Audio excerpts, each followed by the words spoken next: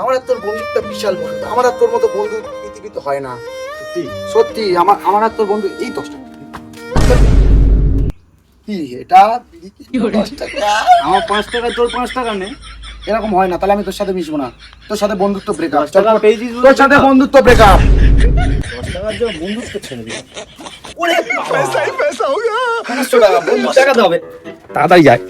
এ বন্ধু 500 টাকা, এই 500 টাকা।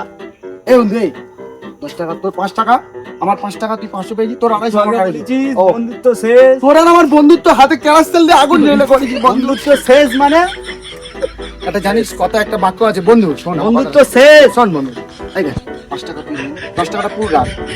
10 টাকাটা দে, পারলে নিয়ে নেবো, চলে যা। না করি তাহলে নিয়ে বাড়ি চল যা। হ্যাঁ করিনি। চল যা, এরকম বন্ধুত্ব করতে পারলি শেষ, তো? বন্ধুত্ব শেষ। এরকম করতে পারলি তো? পারলাম।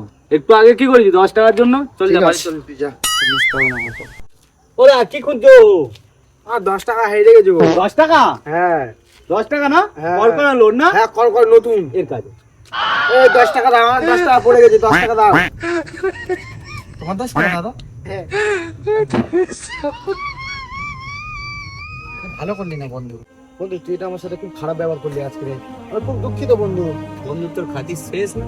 শেষে কি হয়েছে তুই তো বল। বলছি দাদা কিছু খুঁজছো?